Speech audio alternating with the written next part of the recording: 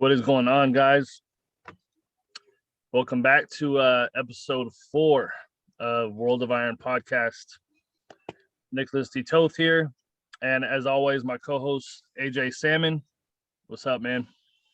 Trying to fill the arms out. There we go. Show those guns. What's going on, man?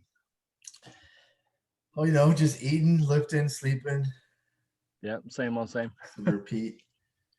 It's another week. I've been stuffing my face trying to get all my meals in, and my coach increased my food even more this week. So I'm just like, Woo. Fun. yeah. The struggle is real. Yeah. It's not too bad though. I can slowly feel like my metabolism kind of catching up and it kind of like getting used to all the food. So That's good. yeah, that's all pretty much clean food for the most part. Yeah, this week's been pretty good for me. Training's been good. Been enjoying that more. What else? Shout out to New Era Wellness out here. They're in San Antonio, Texas. They're a wellness center where they do a combination of things. So shout out to Cynthia out there. They do Botox, they do TRT treatment, peptides. They also have a culmination of physical therapists also. So they have another business within a business called Modern Movement. So if you guys are ever in the San Antonio area, definitely come and check them out. You know, for any type of body work, any prior issues, things like that. TRT treatment, you know, as we tend to get older as men, our T cells start to drop. So if you ever feel like you're just feeling fatigued, lazy, tired, you know, definitely get some blood work done and definitely see where those T cells are at. Yeah, it's like a one-stop shop pretty much. It is. People over there are amazing. They really care, and you know, they care about your health. You know, especially for us bodybuilders, man. They really go above and beyond. You know, they want to make sure we they want to make sure we can do this for a long time. You know, so shout out to them. Sure. But other than that, had a great leg day today. You know, it's kind of weird. It's been like the best one I've had in a while. Not sure why. I just felt good this morning. Yeah. So I know I seen you squatting 315 with the bands on there. Yeah, it was pretty wild. Yo, I love bands. Like I was showing you, yesterday I hit legs with George Monsoneris and we hit the hack squat, and he was, you know, we had a good amount of weight on there, and he was complaining about his back because he has some prior powerlifting nagging like back pain. Yep. And so I threw the bands on there, hooked them up to the hack, and so it was a lot smoother. You know what I mean? Like a little bit easy. It's not, you know, it's not as hard, but it's nice and smooth, good profile. I like bands because it helps. They kind of fire the same way like your muscle fires on a curve. Mm-hmm. So yeah, it was really nice. Yeah, which was kind of unique. Because of course this was on a typical squat bar, or squat rack. Power rack.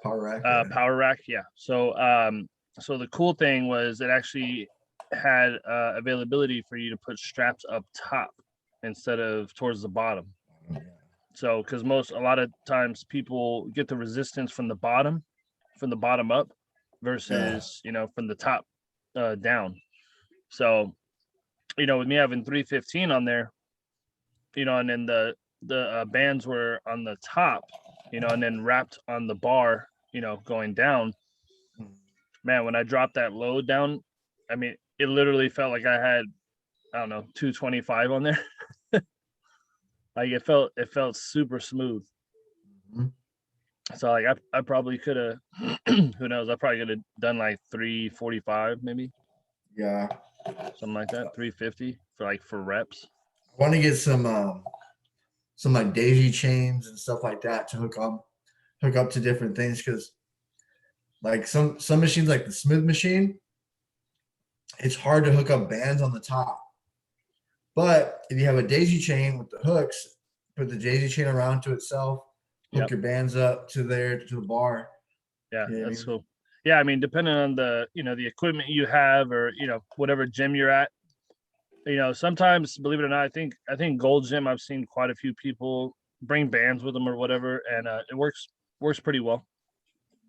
The equipment that they have, like sometimes they'll have some hammer strength, stuff like that. So it works out pretty well. Yeah, and don't be discouraged. Excuse me, I'm trying to eat this chicken, but don't be discouraged. Anybody that's out there, maybe mess around with some bands or chains or something for the first time. It might take a second to set up or figure out how you're going to set it up. But once you figure it out, you start practicing more different machines on where to hook it up, where to attach bands or daisy chains and stuff like that. It becomes a little bit quicker, and it's it takes a couple seconds to set up, and you get a lot of benefits out of it. Yeah, that's awesome. Yeah, I haven't used a lot of bands in my experience, a little bit here and there. But the times that I have used them, I've definitely seen the benefit for sure. So, but Jojo definitely showed me something new today. That was pretty cool. So we were kind of talking about this off camera. If you had to start over again with the knowledge that you had now, what would you do? Like, what are some things that you wish you knew when you first started bodybuilding? Like training, it could be anything: training, nutrition, supplements.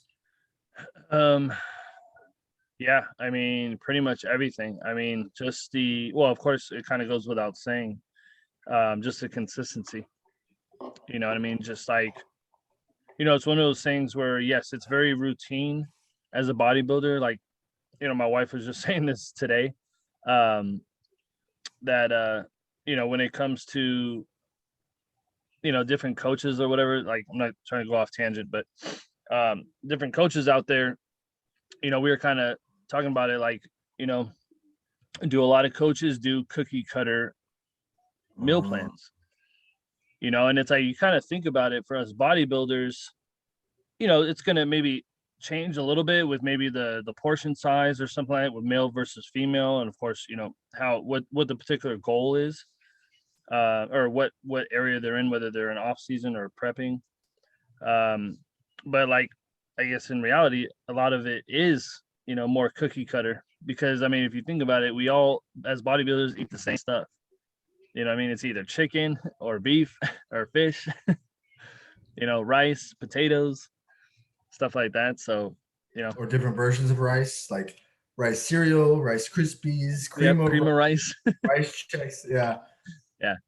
rice So, cakes.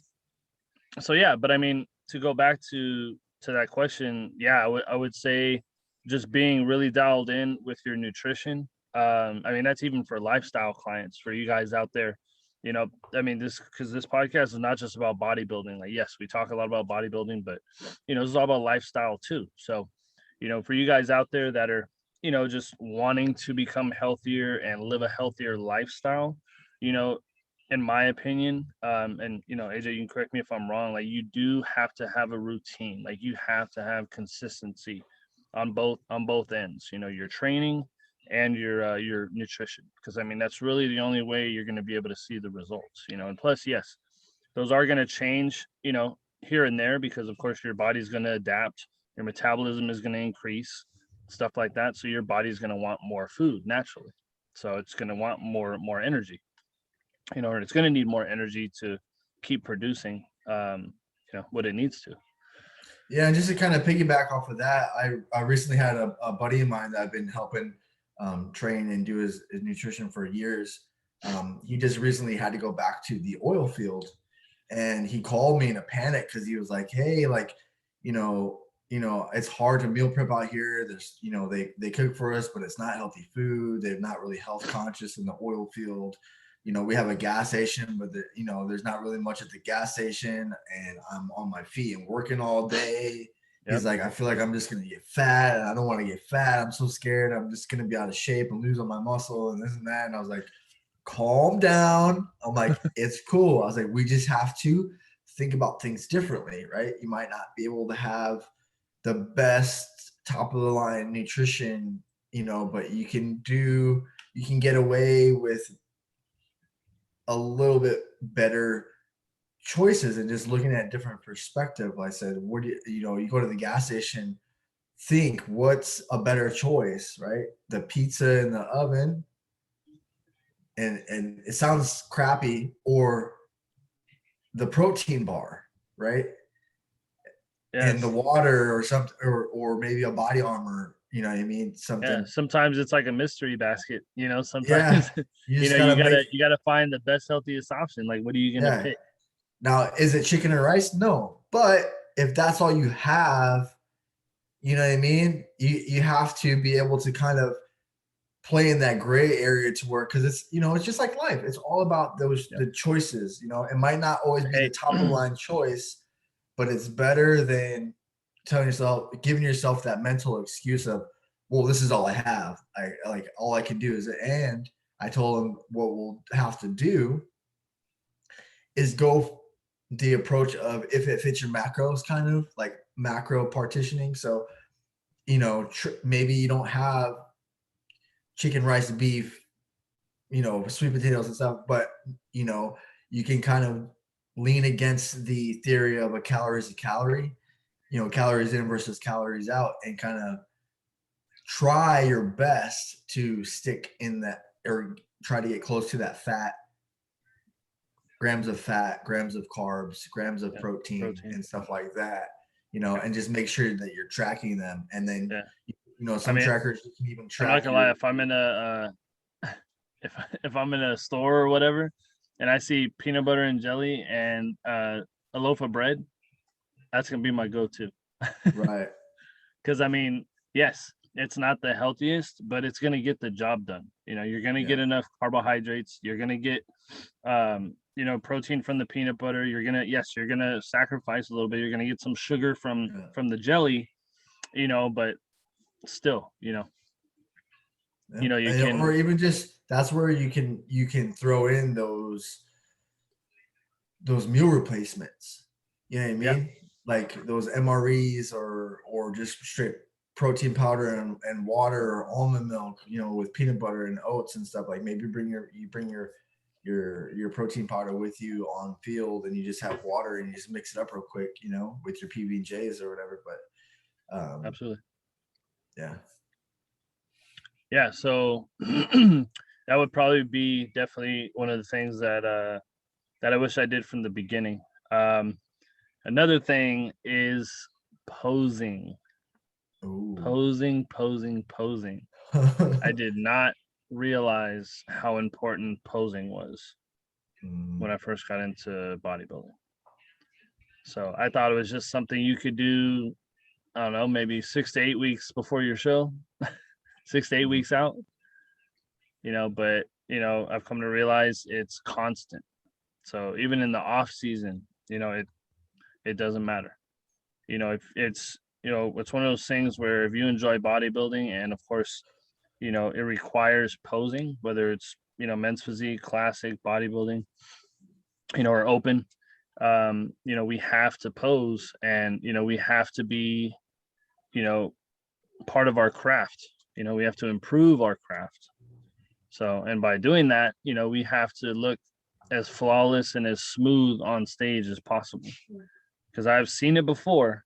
You know, you don't have to necessarily, yes, your goal is to have the best physique possible. You know, who doesn't? Right. But, you know, believe it or not, there's judges that they will look past a flaw in your physique if your posing is spot on. So I don't know if you could agree, but yeah, I would agree to that. Yeah, because you can have the best physique in the world, but if you can't present it right, you know, It's just like you could be the smartest person in the classroom, but if you can't present your PowerPoint or how you need your presentation right, people are gonna be like, dude, this guy, he's the smartest guy in our class. Yeah. You're like, what? I talk in a lot of analogies, so I apologize, but yeah. One thing for me, I wish I would have known is taking rest days. So I used to be in the gym literally like every day, all the time. Like, that the mindset of like, oh, you gotta be hardcore and like no days off, you know what I mean? Yeah. And here No I days am. off. Here I am, 145 pounds, eating like a madman, and I'm like, why can't I get big like these bodybuilders? Little did I know, and it's crazy to me. Some people still, I mean, even in the world full of like information at our fingertips, some people don't realize that you don't build muscle in the gym. You build it outside of the gym when you're eating and sleeping and relaxing and recovering. You know what I mean? If you can, absolutely. I know not everybody can, but if you can, naps are huge. Making sure you're on a good sleep schedule. Getting those meals in, and like you said, going to places like New Era and getting like, body work done, stretching, like really taking care of your body. Those are the little things that are going to set you apart and kind of, it might move you inches, but those couple inches over a long period of time will get you, miles. Oh yeah, they're gonna measure up to a lot. Yeah. Sure. So, and that's another thing I tell a lot of people is, it's a little bit of a different game because you have to look at it from a marathon. You know what I mean? And it's like Hunter Labrada says, and I love it. You have to win the day first.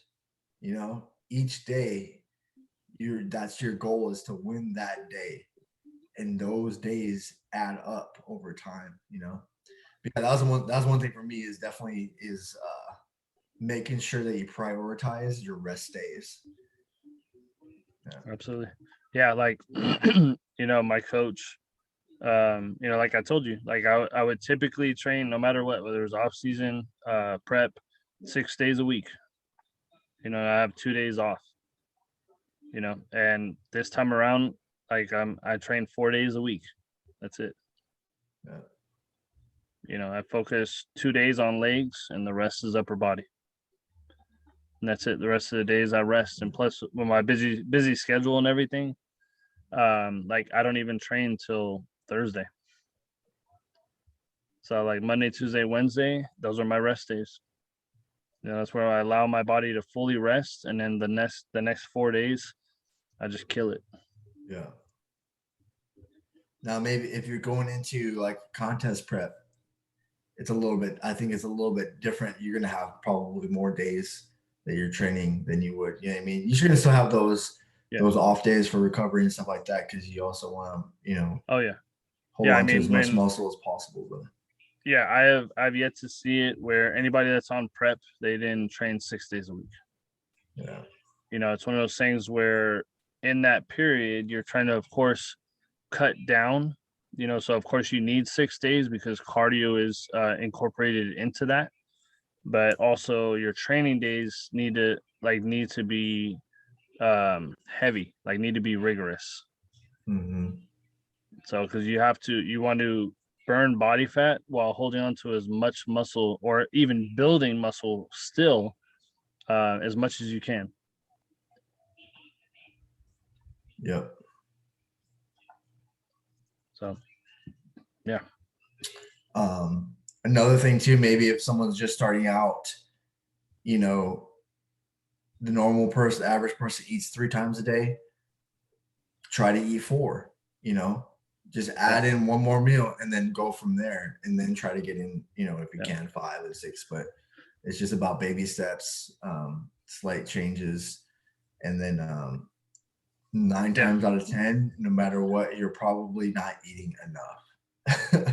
Of the good stuff. So yeah, and this is even not just for, we're talking about bodybuilding, but even for the lifestyle clients out there, or anybody that has a particular goal, they want to lose body fat, gain muscle, stuff like that. Like, yes, eating regardless, whatever your goal is, you will still need to eat. So of course, there's a huge misconception where they feel that, people that want to lose weight, they're like, oh, I just got to eat less, right? I got to be in a calorie deficit. Yes, that's true, but you still need to eat because your body still needs, a good amount of calories. Plus, you need to stay within or above your basal metabolic rate, because that's literally your maintenance calories. So that's literally how many calories your body burns per day and how many calories your body needs just to live and breathe, for sufficiency. Just to do nothing all day. Exactly. That's with no activity. So if you guys don't know what a basal metabolic rate is, it's exactly that. It's the total amount of calories your body needs per day, but also that's how many calories your body burns in a day with no activity at all. Yeah. So of course, your BMR is going to increase over time the more active you are. So the more active you are, your BMR is going to go up, as well as your calorie intake for whatever your goal is. More muscle, more food. Yep. So, and that same thing on the fat loss side. You need to make sure your body's getting enough nutrients throughout the day. And the reason for that is because you need to eat more, even if you're trying to lose weight, because you're trying to speed up your metabolism. Yeah. So like AJ said, the more, like, you don't have to, start like right away, but yes, you're going to have to start slowly increasing your food intake. So, if you're doing 2 meals, start increasing it to 3 and then to 4 and so on and so forth. Because the quicker you do that and the more you spread out your meals throughout the day, you're going to keep your body, for one, satiated throughout the day. And 2, you're going to continue to build your metabolism up to where you're literally just going to be shedding body fat, because your body's constantly what? Because your body's constantly burning. Like, I like to call it the afterburn. So like, even if you're doing nothing, your metabolism is getting so fast that it's just burning through everything. And resistance training adds to it, for up to like 2-3 days after. So, but there's so many different ways to diet, whether it's, intermittent fasting, paleo, keto, low carb, high carb, low fat, high protein, carb cycling, like juicing, water fat, like, you know what I mean? So you have to, in a world full of so many different options, you have to figure out what's the best one that's going to fit your life and your schedule and your routine. Because whether you're eating McDonald's every day or you're eating chicken and rice meal prepped, that's your diet. There's a word diet gets a stigma. It's kind of like a bad connotation or stigma when it's whatever you eat, whether it's bad or good, is your diet. So I always tell clients and people I'm trying to help, whatever diet that you can stick to the longest, that's the easiest, that fits right into your life already, or maybe make some changes and it's easy for you to make. Or if you really want to go hard nose and make, a drastic lifestyle change, but still the diet that you can stick to the longest and the easiest is the best one. And also to go off of like we were talking about, increasing meals, more meals, maybe less meal size, but more frequently throughout the day. There's a lot of debate whether, you need to eat every 2 hours, 3 hours, or not, or intermittent fast to get all your calories in, there's more than one way to do it. But when it comes to that style of, traditional contest prep or, bodybuilding diet where you're eating 6-7 meals a day, it's every 2-3 hours. The way I described it is, our bodies are so many thousands of years old, right? So back during the caveman days, we didn't know when our next meal was going to be, right? We had to go out and fight for it. So our bodies are so well at storing the calories and the fat and the protein and the carbs as sources. So if you're only eating once or twice a day and you have these long gaps of time that you're not eating, what do you think your body's going to do to that food when you do eat it? Oh my God, food, I'm going to hang on to this. And what happens? You start carrying more fat. You start carrying more, there's all sorts of different fat, but So what you do when you start having more frequent meals, you know, and as better food options, you know, like fruits and veggies and good carb sources and healthy proteins and more healthy fats and stuff like that, your body's like, oh my gosh, I'm getting all this nutrition, and it's gonna release. It's like, I don't need to hang on to all this body fat, you know, in case you're gonna starve us again, you know. So that's kind of how I explain it to people. You know, it's our bodies are so used to that caveman, you know, storing of food, that the more that you are able to give your body that nutrition, it's going to be like, I don't need to hang on to any of this extra fluff, you know. So Yeah, no, that's good. That's good. That was another good analogy. yeah, I'm full of them, man. That's awesome. Yeah. Um, Oh, I got one more. Ready? I got okay. one more. So carb cycling. I love carb cycling. It's carb cycling. Okay. This one I got from a guy named Skip LaCour. I don't know if you've heard of him. I haven't. So this is a technique called skip loading. Okay, so it's really cool. So if you're a really low carb throughout the week, right? Maybe you're under 100 grams of carb. You're contest prepping, or you're dieting for something, or you're really trying to get shredded. Monday through Thursday, or Saturday through Thursday, Friday during the day, you're really low carb, right? So what happens when you diet is, let's see here, what can I use? Let's see, I'm trying to think. I'm gonna try to go on the fly here. Think, what can I grab? Okay, so I don't know if you can see him. Dang it. Anyways, so, this is your metabolism and this is your diet. So what happens is, as you're going along, the diet is going to pull down your metabolism, right? It's going to ramp up for a while, right? You're going to get that initial fat loss phase. But what happens over time is your body gets used to that calorie deficit. And that's when we start hitting those plateaus that we call plateaus, right? Those sticking points. Yeah. So it pulls your metabolism down like a rubber band, right? So at the end of the week, maybe it's after a leg day or back day or chest and back, something like a real big muscle group. Right after your workout, within a couple hours of that window, you're gonna carb load like a mother. I'm talking French toast with sugar-free syrup, waffles, angel food cake, right? Real low fat but high carbs. You can do it with rice if you want. Like, you're gonna literally try to eat as many carbs as possible without getting sick, but like as many carbs as possible within an hour or two post workout. Mm-hmm. By the following Sunday, your body, you're gonna drop weight like crazy, and you're gonna be full. You're gonna be like, what the heck? It's gonna rejuvenate your body. I mean, you're gonna have crazy pumps from all the carbs the following 2 days later of that workout.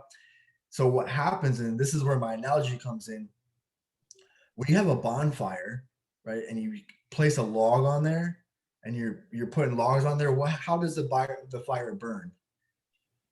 It keeps burning through the wood, right? It burns longer and slower, right? Yep. So that's your low carb diet, is those logs of wood on the fire, right? The fire is your metabolism. It's burning the calories, right? So when you hit that carb load, right, at the end of the week, what happens to a bonfire when you throw gasoline on it goes even higher, right?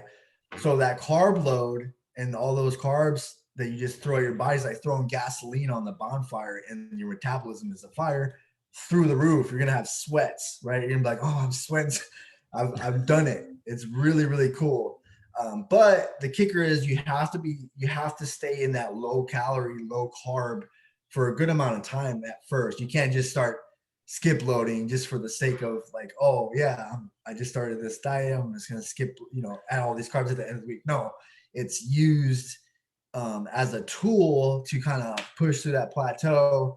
Also, of course, you get some mental benefits from it. being in a diet for so long, and you get that mental satiation from the carbs and stuff like that. But Yeah. you get peeled. Let me tell you, dude, you get shredded that way. But I learned that from a guy named Skip Lucur a few years back. So that's another way to carb cycle too. That's awesome. Mhm. Well, I can share a story which is kind of like that and kind of not. After my second show, of course, naturally, we go out and celebrate stuff like that. Mhm. And we kind of eat whatever we want. So we did that. It was super late, like I showed didn't end till like 10:30, I believe. So like there wasn't too many places open at that time because my show was in Florida. So it was in northern Florida. And I think I had pasta, I believe. So I had pasta, and the next day my feet swelled up. Yeah, So your body my was like, feet what my the feet heck? were so swollen. Mm-hmm. So from all those carbs. Yeah. So, and not only that, that same day, like I probably should have drank so much water. Like I drank another gallon of water. Yeah. So like my body just, because, just like AJ was saying, your body gets so depleted when you're in such a like a low calorie for so long that like if you give your body like crazy carbs, your body's going to hold on to that because it's, the sport is not also obviously the healthiest all the time, Oh yeah, or no. during prep. Nah. It's not Yeah. healthy because we're in such a low calorie deficit that our body shouldn't necessarily be in.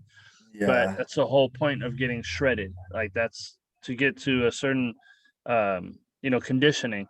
So granted, it's not a long time, but it's during that time, it's not very healthy. um, so that's why the body will naturally hold on to anything extra that you're giving it. So that's exactly what my body did. It held on to every bit of those carbs from the pasta, and my feet swelled up. Yeah, that's good. That was post show? That was post show. Yeah. To kind of piggyback off of that, one thing we want to remember too, like anyone that's in contest prep, you don't as you get closer to your show, you don't want to start trying to like make magic moves or try to do like zuzus and wham whams or try to come up with some sort of secret technique or like start changing a bunch of variables leading up to the show. Yeah. I always tell athletes I'm prepping for shows, it's like an airplane. We want to come in smooth. You want to be ready early and just land the Yep. plane, Just coast right? in. Yeah, we don't need to start Yeah. carb loading and doing all these crazy stuff like and John Judah did the same thing. He doesn't carb load anything. He just hour by hour, little adjustments here. Yeah, he doesn't manipulate water. Water, He nothing. doesn't do No, nothing. He yeah, doesn't even do diuretics. yeah. So that's and I admire that and salute that approach because it's why would you change it if it's working? You know what I mean? It makes no sense. Just because someone, oh, that's just the way you do it. No, there has to be a reason why. Like, why are we doing it? Yeah. So Yeah, I if mean, you he looks phenomenal. So yeah. So you have anything else you can think of that you would have, you know, wish you knew when you yes. first started? I mean, this isn't going to really pertain. Well, it would pertain to lifestyle clients too, because I don't know anybody that has a particular goal that doesn't want it to happen like right now. Uh-huh. But on the bodybuilding side of things, just learning to trust the process. Oh yeah, yeah. So all I get a too lot of people often, sorry, go ahead. to sign up for like 4 weeks, and yeah, like we can do some work in 4 weeks, but are you gonna really see crazy results? You got to give me 8 minimum, 12 if you really want to see something to make a change. Yep. It takes what 90 days to say to create a new habit. So 21 days. But 21 days. Okay. 21 days to But develop a habit. But when it comes to, physical changes, that's a different story. well, I'm gonna Because make my own new rule. I'm gonna make my new rule is 90 days for a new habit because a lot of okay. people tend to Yeah. fall On off. the physical side, I could definitely go with Yeah, that for sure. I mean, yeah, yes, you can see some results in 30 days, but it all depends on how consistent you are and how hard you hit it. yeah. So, and also just body responsive too. Like everybody has a different, we're all different shapes and sizes, different metabolisms, stuff like that. So it just all depends on how your body responds to what we're doing. Yeah. It can respond in a positive way or it can respond in a negative way. So you never know. It's sometimes I mean, as you know, it's a lot of trial and error. Yeah. You know. So, but yeah, for me, it would definitely be just trusting the process. But not only that, for competitors, whether it's your first show or not, I think it's all the same. Like we got to learn not to rush it. Like yes, it's good to think forward and pick a show or something like that, but really get your body where it needs to be first, or at least more than halfway there, and then pick a show. Because the last thing I mean, yes, it's good to pick a show because of course it's gonna help motivate you, obviously, because that's what's always motivated me was just knowing that I'm about to start prep, and that's my goal is to just look as crazy as I can, coming up to that show. So it's kind of what just keeps you motivated, even when when you start prepping and you're tired and all Hmm. these things, it still keeps you going, because you have a goal in mind, Yeah. So Cool, man. Well, I think we should what end it on that one. Well, I was gonna ask you, what about you before we I go? was trying to think of any before you got done with your answer. I can't really think of anything else off the top of my head. Well, did you ever fall into that to where like you you trusted the process or you didn't? Do you feel like you Mm, ever rushed a show or rushed, picking a show or peeking into a show? no, I think for me, I really never really looked at it too much like that, just No, because I love it so much. that's Like good. I just love the process and love, you know, Is even that I'm for some reason I'm gonna keep going back to my very, very first show and looking back like, and I know what you just said, but I know for sure if I would have asked someone, they'd be like, you shouldn't step on stage. But I was 135 pounds, barely any meat on my bones, but I was shredded. I had I had lines everywhere and I was shredded. But I did lightweight in men's bodybuilding and lightweight. And I think I yeah, got fit. I got fifth. You know, I was in shape for sure, but I didn't look. I was just a skeleton. yeah, There's no. I would tell my old self, wait, don't step on stage. But for me, my perspective is you never lose, always learn. You're gonna learn something from it. yeah, I always tell people now, at least if I'm not gonna pressure someone who I know for sure shouldn't step on stage. Like, no, you need some more time.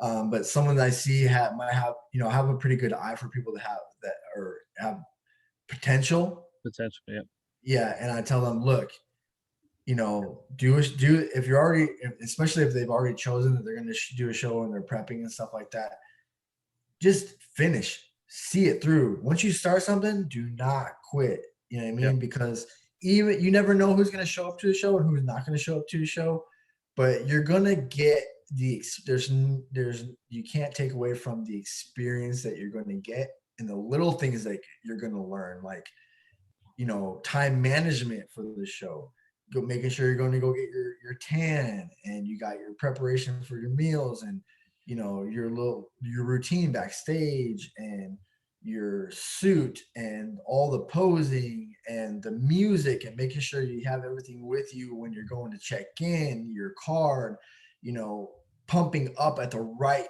time, and getting in those carbs right before stage and stuff like that. Those are all variables, and your adrenaline's going. You know what I mean? The more you kind of do it, the more you're going to get comfortable with it, and it's going to be second nature. Some people are more gifted naturally, like, they go on, they just kill it. But these are just tips and stuff that I tell people. You're gonna take away something from it, and you're gonna come down into, you're gonna be pretty much almost very, very minimal body fat. So the opportunity to come out of that show and stay in shape, or have a really, really good rebound, and your body's going to be at one of the most anabolic states to grow, post show. There's so many benefits from it, to catapult forward if it's something you're going to continue.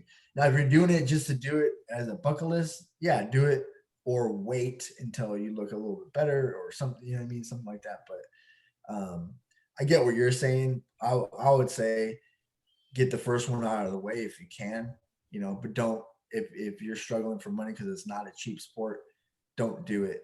That's for sure. Yeah, don't especially when you get to that national level. Yeah, cheap. If you can, and it's something that you're passionate about, and something that you're going to continue to do, get the first one out of the way, see how it goes. Because even if you don't place top, you're going to learn something and take away something, and you're going to meet some really cool people, so. Yeah. I mean, I recommend everybody to at least do a show once. So, and it doesn't have to be NPC. It could be natural bodybuilding, could be GBO or OCB, something like that. Just challenge yourself. It's just something that I always say, it just takes you out of your comfort zone for one, and it just it pushes you past your limits. It just helps you grow physically. Oh yeah, that's another thing too. Is there's so many mental things and strength that you gain from it too. Just prepping, like, not to say any names, as someone that's recently in prep right now, I can just tell by watching them, like their transformation just unfold through social media, their mindset, just getting ready for a show. It's cool. That's cool to see. Yeah, I mean, it definitely builds a lot of qualities and character for sure. Yeah. So hammer and chisel character. Mm-hmm. All right. Well, I guess we'll leave it at that for tonight. I'm gonna go ahead and have AJ take us out. So thank you guys for watching. And AJ, take us out. Yeah, thank you guys so much for all the ones that do watch and have subscribed. If you haven't yet, hit that subscribe button. It's free. I tell you guys every week, it's free. It doesn't cost you nothing, man. We don't charge anything for our knowledge. We're both have tons of experience. We're personal trainers and coaches and stuff in the fitness industry, and we're dropping, I feel like, a lot of knowledge. So, but if there's anything else that you guys want us to talk about, feel free to leave a comment below. But hit that subscribe button, turn on the notifications so you don't miss the next episode. And we will catch you guys later on to the next episode. And side note, I'm excited for the Chicago Pro. So we got that coming up. Maybe we'll talk about that next, because that's really cool. Definitely. So, and guys, also remember, train hard, be safe. Boom! Boom!